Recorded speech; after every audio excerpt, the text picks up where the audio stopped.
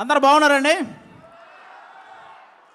Thank you so much. ఈరోజు megastar గారి birthday సందర్భంగా ఇక్కడ మళ్ళీ మిమ్మల్ని అందరినీ కలుసుకోవడం నిజంగా చాలా హ్యాపీగా ఉంది. ఇక్కడ 90s జనరేషన్ ఉన్నారా మొత్తం అందరూ? 90s జనరేషన్ ముఖ్యంగా ఇక్కడికి వచ్చిన పెద్దలందరికీ, బాబీ గారు, డైరెక్టర్ బాబీ గారికి, అలాగే జానీ మాస్టర్కి, అలాగే నాగేంద్ర గారు జర్నలిస్ట్ గారికి, అలాగే ఆటా సందీప్ బ్రదరు, అలాగే మన రమేష్, మొత్తం అందరికీ కూడా థ్యాంక్ యూ సో మచ్ అండి. ఈరోజు ఇక్కడికి ఈ సభ ఇంత సక్సెస్ అవ్వడానికి వచ్చే గెస్టులను బట్టి కూడా ఈ సభ అంత సక్సెస్ అవుతూ ఉంటుంది అనమాట. సో వచ్చిన వాళ్ళందరికీ థ్యాంక్ యూ. ముందుగా మన బ్రతుకులకు కారణమైన మన తల్లిదండ్రులకి, మనం ఎలా బ్రతకాలో నేర్పించిన గురువులకి, బ్రతికితే ఇలా బ్రతకాలరా అని చెప్పి నిరంతరం ఇన్స్పిరేషన్గా ఉంటున్న మెగాస్టార్ చిరంజీవి గారికి నేను ధన్యవాదాలు చెప్పుకుంటూ, 90s జనరేషన్ మొత్తానికి మనందరికీ కొన్ని కామన్ ఫ్యాక్టర్స్ ఉంటాయి. మనం చందమామను చూస్తూ తిన్నాం, చిరంజీవి గారిని చూస్తూ పెరిగాం, పవన్ కళ్యాణ్ గారిని చూస్తూ అరిచాం, రామ్ చరణ్ గారిని చూస్తూ గర్వపడుతూ ఉన్నాం. మన ఇంట్లో టీవీ లేని రోజులు, పక్కింట్లో టీవీ ఉన్న రోజులు, ఏదైనా వేరే సినిమా వచ్చినప్పుడు వాళ్ళు ఏమైనా అనుకుంటారేమోనని మధ్యలోనే లేచి వచ్చిన రోజులు, కానీ చిరంజీవి గారి సినిమా అయితే మాత్రం వాళ్ళు ఏమనుకున్నా పర్లేదని చివరిదాకా చూసి వచ్చిన రోజులు. కొత్త సంవత్సరం వస్తే చిరంజీవి గారి గ్రీటింగ్ కార్డ్, కొత్త పండగ వస్తే చిరంజీవి గారి సినిమా, కొత్తగా మన లైఫ్లోకి ఏ చిన్న ఆనందం వచ్చినా కూడా చిరంజీవి గారి డ్యాన్స్, ఎగ్జామ్లో ఇచ్చిన క్వశ్చన్కి ఆన్సర్ సరిగా రాకపోతే పేపర్ నిండా చిరంజీవి చిరంజీవి చిరంజీవి అని రాసిచ్చిన క్షణాలు, హాస్టల్ రూముల్లో పోస్టర్లు పెట్టకూడదు అని చెప్పి రూల్స్ పెట్టినా సరే ఆ రూల్స్ని అతిక్రమించి రూమ్ అంతా మెగాస్టార్ పోస్టర్లు నింపిన సందర్భాలు. ఈ జనరేషన్కి మెగాస్టార్ అంటే వన్ ఆఫ్ ద హీరో, కానీ మా జనరేషన్కి మెగాస్టార్ అంటే వన్ అండ్ ఓన్లీ హీరో. అంటే ఈరోజు పవన్ కళ్యాణ్ గారికి, రామ్ చరణ్ గారికి, అల్లు అర్జున్ గారికి, వరుణ్ తేజ్ గారికి, సాయి ధర్మ తేజ్ గారికి, వైష్ణవ్ తేజ్ గారికి, వీళ్ళందరికీ ఒక సపరేట్ ఫ్యాన్ బేస్ ఉంది. కానీ వాళ్ళందరికీ తెగిన మొట్టమొదటి టికెట్ మాత్రం మెగాస్టార్ అభిమానిదే. ఇది అందరూ గుర్తుపెట్టుకోవాల్సిన విషయం. వాళ్ళకే కాదు, సినిమా తీయడానికి వచ్చేవాడికి, సినిమా రాయడానికి వచ్చేవాడికి, సినిమా చేయడానికి వచ్చేవాడికి, అసలు సినిమా అంటే పడి చచ్చే ప్రతి ఒక్కడికి ఆయన ఇన్స్పిరేషన్. అలాంటి మెగాస్టార్ అభిమానులందరిని ఉద్దేశించి చెప్పిన గొప్ప మాట ఏంటో తెలుసా? నా అభిమాని అయినప్పుడు వచ్చే సంతోషం కంటే నా అభిమాని తను ఎంచుకున్న రంగంలో సక్సెస్ అయినప్పుడు వచ్చే సంతోషమే నాకు ఎక్కువ అని చెప్పిన గొప్ప మనసున్న వ్యక్తి మెగాస్టార్ చిరంజీవి గారు. క్రికెట్లో సచిన్ టెండూల్కర్కి చాలా రికార్డులు ఉంటాయి. తక్కువ వయసులో వచ్చాడని, ఎక్కువ సెంచరీలు చేశాడని, అలాగే గెలుపు కోసం తన ఒంటి మీద గాయాలను సైతం లెక్క చేయడని, ఎంత ప్రెజర్ ఉన్నా సరే కూల్గా ఉంటాడని, ఇలాంటి రికార్డులు చాలా ఉన్నాయి. కానీ తక్కువ వయసులో వచ్చాడు అన్న రికార్డుని వైభవ్ సూర్యవంశీ వచ్చి బీట్ చేశాడు. ఎక్కువ సెంచరీలు చేశాడు అన్న రికార్డును విరాట్ కోహ్లీ వచ్చి బీట్ చేశాడు. గెలుపు కోసం తన గాయాలను సైతం లెక్క చేయడం అన్న రికార్డును యువరాజ్ సింగ్ వచ్చి బీట్ చేశాడు. ఎంత ప్రెజర్లో ఉన్నా కూల్గా ఉంటాడు అన్న రికార్డుని MS ధోని వచ్చి బీట్ చేశాడు. అలాగే సినిమాల్లో చిరంజీవి గారికి కూడా కొన్ని రికార్డులు ఉన్నాయి. అదిరిపోయే డ్యాన్స్, అద్భుతమైన యాక్టింగ్, చెక్కు చెదరని ఫ్యాన్స్, కొన్ని కోట్ల మందికి ఇన్స్పిరేషన్, కొన్ని వేల మందికి సహాయం, జంజీ బ్యాచ్ కూడా జై చిరంజీవి అనే వ్యక్తిత్వం, ఇలాంటి రికార్డులు చాలా ఉన్నాయి. కానీ ఈ రికార్డులను మాత్రం ఇంతవరకు ఎవరు టచ్ కూడా చేయలేదు. అది అలాంటి రికార్డులు సృష్టించాడు మెగాస్టార్ చిరంజీవి గారు. చాలామంది అనుసరించారే తప్ప ఆ రికార్డులను ఎవ్వరూ బీట్ చేయలేదు. స్వయం కృషి, విజేత, ఆపద్బాంధవుడు, అలాగే మగమహారాజు, ఇవన్నీ సినిమా టైటిళ్ళు మాత్రమే కాదు. చిరంజీవి గారి జీవితం స్వయం కృషితో పైకొచ్చాడు, విజేతగా నిలిచాడు, ఆపద్బాంధవుల్లా అందరినీ ఆదుకున్నాడు, మగమహారాజులా బ్రతుకుతున్నాడు. అది megastar.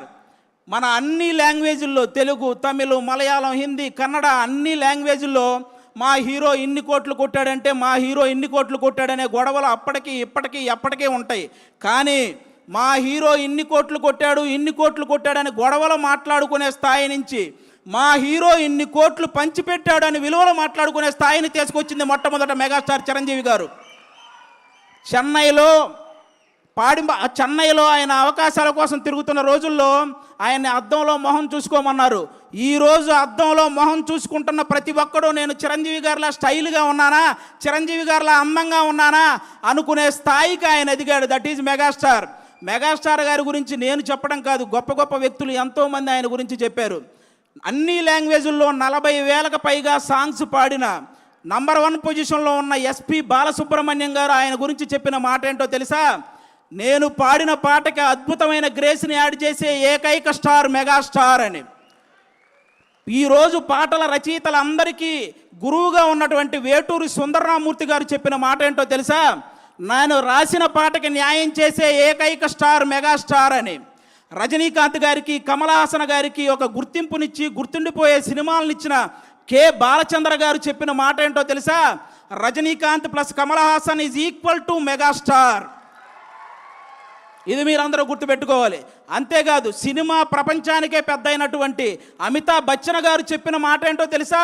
King of Indian cinema is megastar. ఈరోజు ప్రపంచవ్యాప్తంగా అందరూ ఎదురు చూస్తున్నారు వారణాసి గురించి. అది చేస్తున్న సూపర్ స్టార్ మహేష్ బాబు గారిని మీకు తెలుగులో కృష్ణ గారు కాకుండా నచ్చిన హీరో ఎవరైనా అడిగితే ఆయన చెప్పిన మాట ఏంటో తెలుసా? మెగాస్టార్. ఆల్రెడీ ప్రపంచవ్యాప్తంగా విస్తరించిన బాహుబలితో మన రెబల్ స్టార్ ప్రభాస్ గారు మీకు కృష్ణరాజు గారు కాకుండా తెలుగులో మీకు నచ్చిన హీరో ఎవరైనా అడిగితే ఆయన చెప్పిన మాట మెగాస్టార్.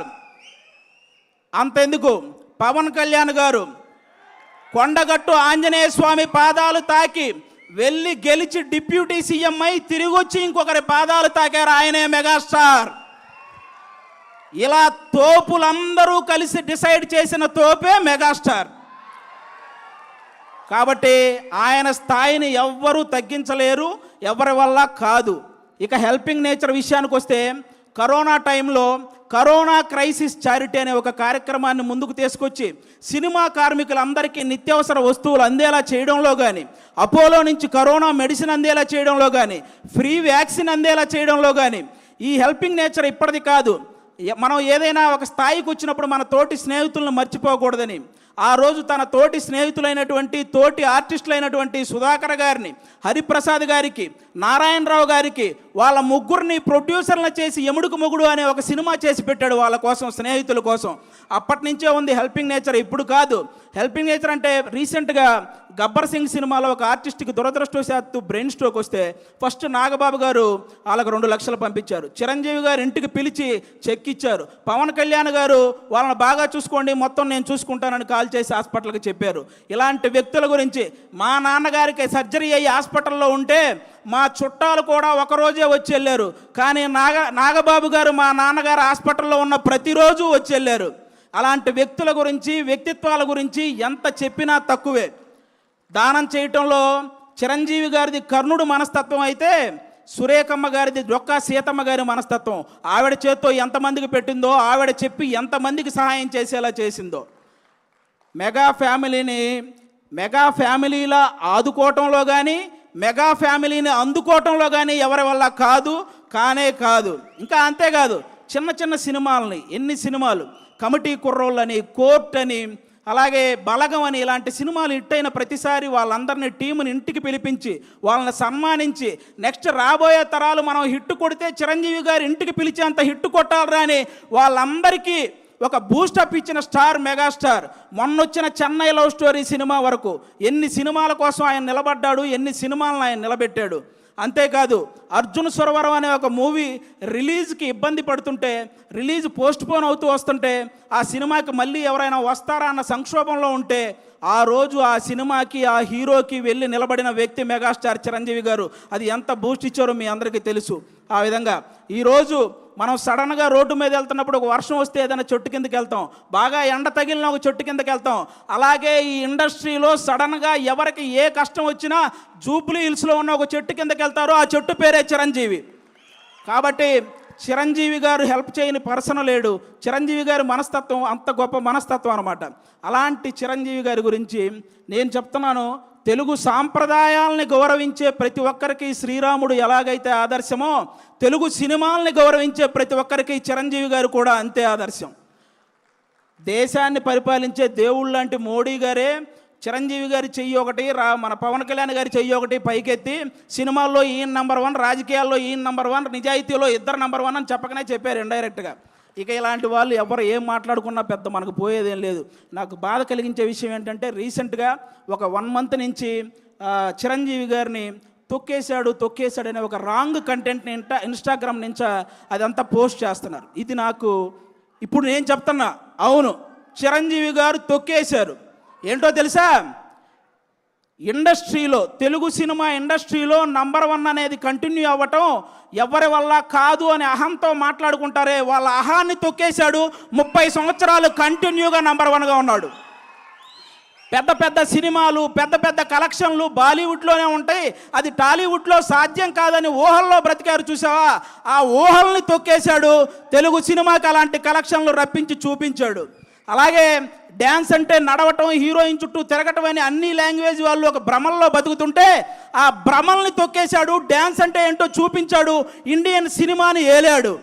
అలాగే హీరో అంటే డబ్బులు సంపాదించుకుంటారు, దాచుకుంటారు, బంగ్లాలు కట్టుకుంటారని రాంగ్ మైండ్ సెట్తో ఉండే వాళ్ళ మైండ్ సెట్ని తొక్కేశాడు.